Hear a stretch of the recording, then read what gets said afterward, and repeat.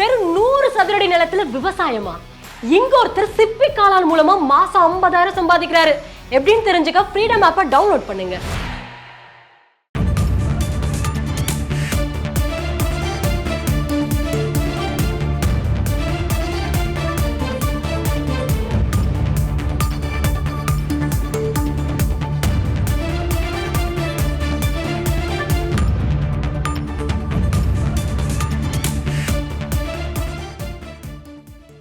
பெருங்குடி குப்பை கொட்டும் வளாகத்தில் பல்லுயிர் பூங்கா அமைக்கும் திட்டத்தை திரும்ப பெற்றிருக்கிறது சென்னை மாநகராட்சி.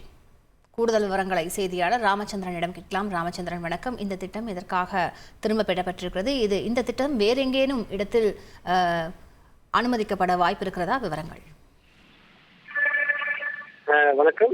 சென்னை மாநகராட்சி மாமன்ற கூட்டம் மேயர் பிரியா தலைமையில் துவங்கியுள்ளது. இந்த கூட்டத்தில் ஒட்டுமொத்தமாக 47 முக்கிய தீர்மானங்கள் நிறைவேற்றப்பட்டுள்ளது. அதில் குறிப்பாக சென்னை மாநகராட்சியில் 245 மாநகராட்சி பள்ளிகளில் கண்காணிப்பு கேமராக்களை பொருத்தக்கூடிய பணிக்கு அனுமதி கோரி தீர்மானம் நிறைவேற்றப்பட்டுள்ளது. அது மட்டுமல்லாமல் எழும்பூரில் கூட்டுறவு பதிவாளர் அலுவலகத்தை இணைக்கும் இரும்பு நடைபாதை மேம்பாலம் அமைப்பதற்காகவும் அனுமதி கோரி தீர்மானம் நிறைவேற்றப்பட்டுள்ளது. மேலும் சென்னை மாநகரில் புதிதாக 3 தெருநாய் கருத்தடை மையம் அமைக்கவும் அனுமதி கோரப்பட்டுள்ளது.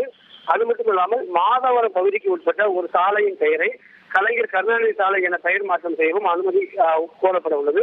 அது மட்டுமல்லாமல் அம்மா உணவுகளுக்கு தேவையான பொருட்களை, குறிப்பாக மளிகை பொருள் உள்ளிட்ட பல பொருட்களை கொள்முதல் செய்வதற்காகவும் இங்கு தீர்மானம் நிறைவேற்றப்பட உள்ளது. அது மட்டுமல்லாமல் பொதுமக்கள் எதிர்ப்பை தொடர்ந்து பெருங்குடி குப்பை கொட்டக்கூடிய வளாகத்தில் பல்லுயிர் பூங்கா அமைக்கக்கூடிய திட்டத்தை சென்னை மாநகராட்சி திரும்ப பெற்றுள்ளது. பெருங்குடி குப்பை கொட்டும் வளாகத்தில் மீட்டெடுக்கக்கூடிய இடத்தில் ரூபாய் 50 கோடி மதிப்பீட்டில் புதிய பல்லுயிர் பூங்கா அமைக்கப்படும் என கடந்த ஆண்டு அறிவிக்கப்பட்டது. அதன் பின் சுற்றுச்சூழல் பூங்கா அமைப்பு தொடர்பாக பொதுமக்களின் கருத்துக்களை கேட்கும் கூட்டம் வரும் ஜனவரி மாதம் நடத்தப்பட்டது. அப்போது இந்த திட்டத்திற்கு பொதுமக்கள் எதிர்ப்பு தெரிவித்தனர். இந்த நிலையில் தற்போது இந்த திட்டத்தை நிறுத்தி வைப்பதாக மாநகராட்சி கூட்டத்தில் தீர்மானம் நிறைவேற்றப்பட உள்ளது. கூடுதல் விவரங்களுக்கு நன்றி ராமச்சந்திரன்.